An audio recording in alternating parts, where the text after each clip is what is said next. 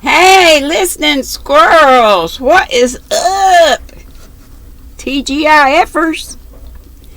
We're on chapter 6 of the Anne of Green Gables, Anne of Avonlea series. We've read a bunch of them.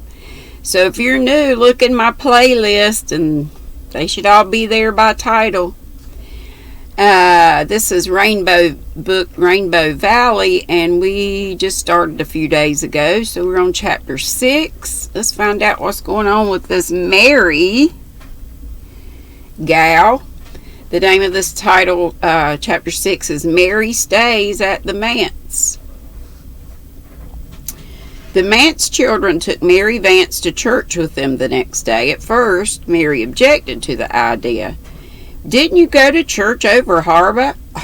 asked Una. "You bet. Mrs. Wiley never troubled church much, but I went every Sunday I could get off. I was mighty thankful to go to some place where I could sit down for a spell, but I can't go to church in this old ragged dress." This difficulty was removed by Faith offering the loan of her second best dress. "It's faded a little and 2 of the buttons are off, but I guess it'll do." "I'll sew the buttons on in a jiffy," said Mary. "Not on Sunday," said Una, shocked. "Sure, the better the day, the better the deed. You just give me a needle and thread and look the other way if you're squeamish." I like this gal. She's a nut. Faith's school boots and an old black velvet cap that had once been Cecilia Meredith's completed Mary's costume, and to church she went.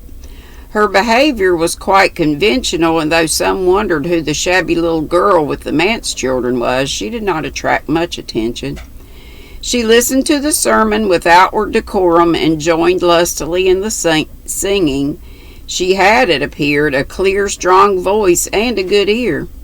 "His blood can make the violets cling," caroled Mary blithely. Mrs. Jimmy Milgrave, whose pew was just in front of the Manse pew, turned suddenly and looked the child over from top to toe. Mary, in a mere superfluity of naughtiness, stuck out her tongue at Mrs. Milgrave, much to Una's horror. "I couldn't help it," she declared after church. "What you want to stare at me like that for? Such manners." "I'm glad I stuck my tongue out at her. I wish I'd stuck it farther out. Say, I saw Rob McAllister from over harbor there. Wonder if he'll tell Mrs. Wiley on me." No Mrs. Wiley appeared, however, and in a few days the children forgot to look for her. Mary was apparently a fixture at the Manse, but she refused to go to school with the others. "Nope. I finished my education," she said when Faith urged her to go. "I went to school 4 winters since I came to Mrs. Wiley's, and I've had all I want of that. I'm sick and tired of being everlastingly jawed at 'cause I didn't get my home lessons done.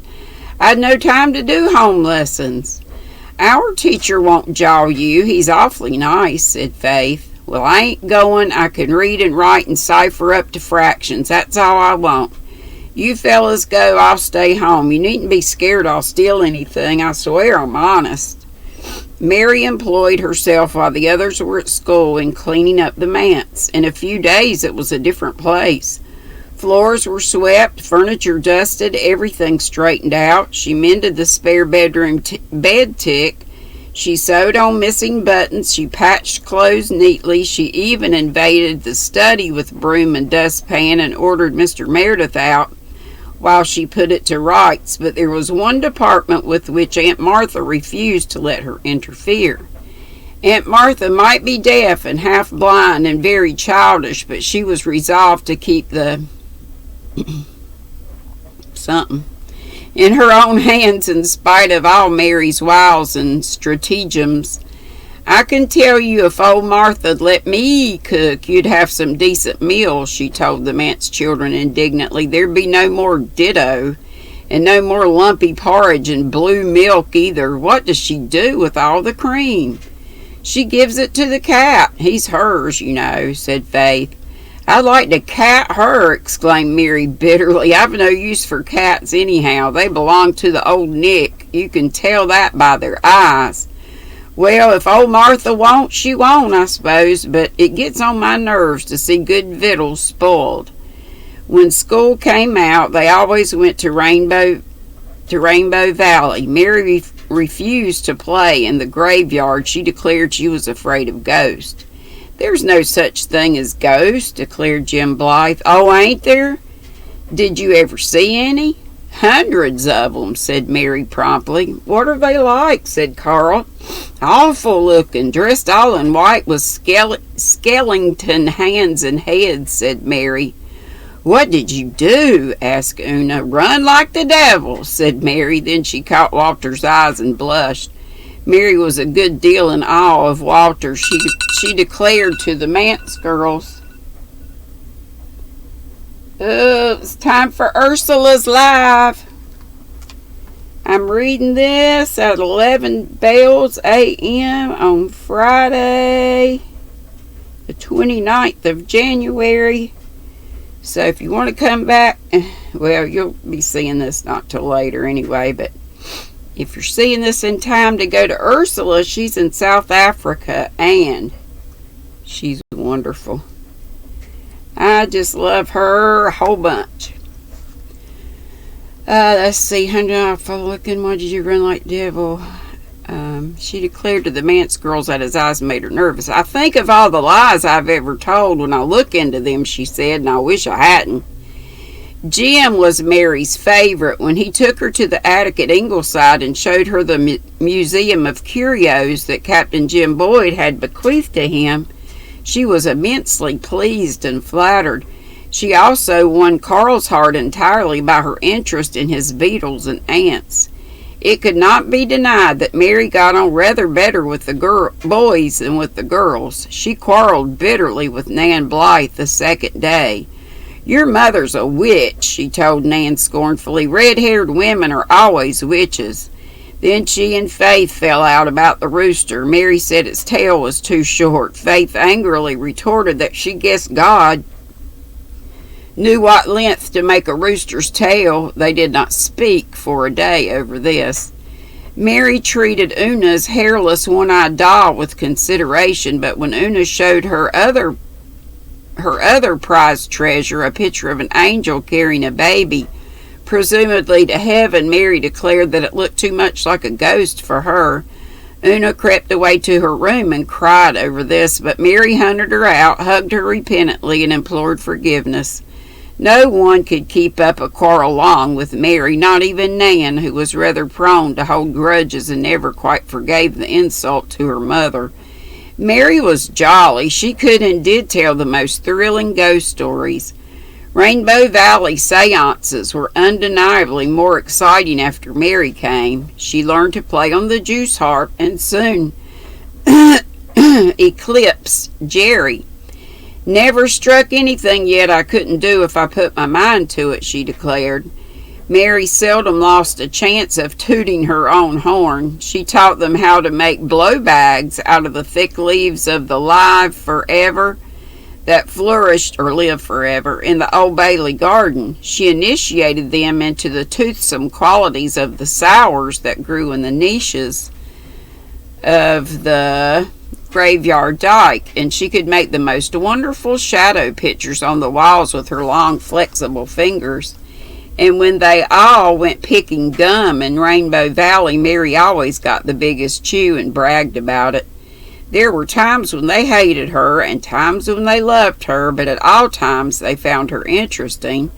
So they submitted quite meekly to her bossing, and by the end of a fortnight had come to feel that she must always have been with them.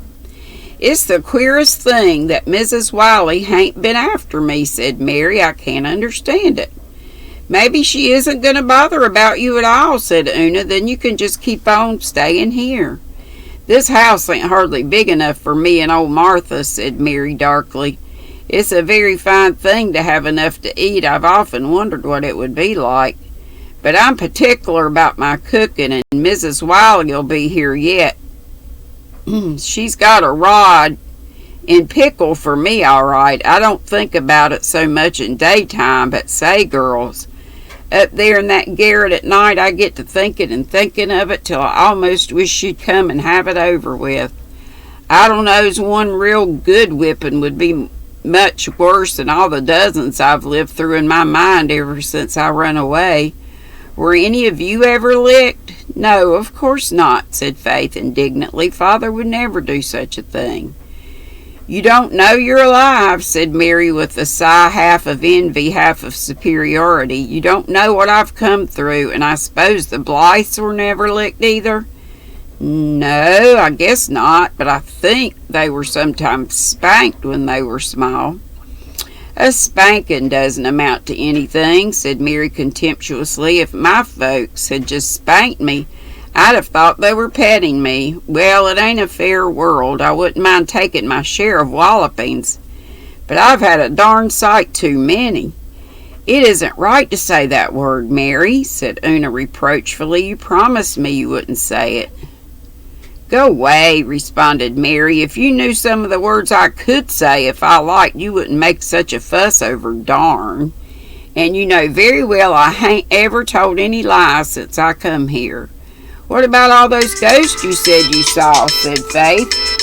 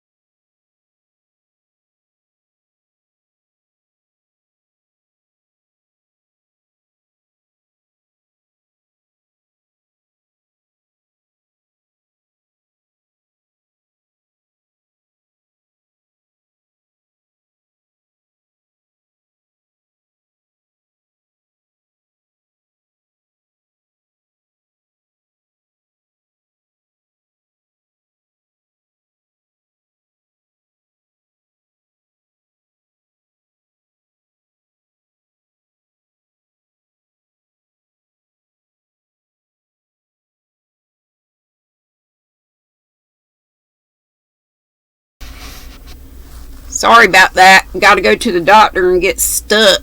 B12 time. What about all those ghosts? Goats.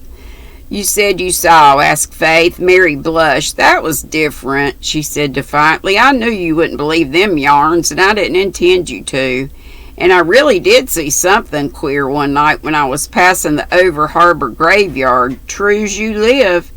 I don't know 'twas a ghost or Sandy Crawford's old white nag, but it looked blame queer, and I tell you, I scooted to the rate of no man's business. And that's all of chapter 6. So tomorrow we'll read chapter 7, called A Fishy Episode.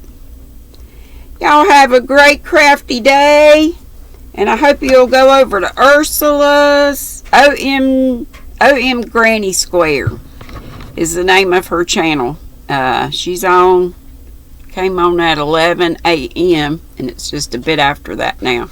Okay, I'll see y'all live at 5, I hope. Bye-bye. Be sweet. Don't be ugly. Bye.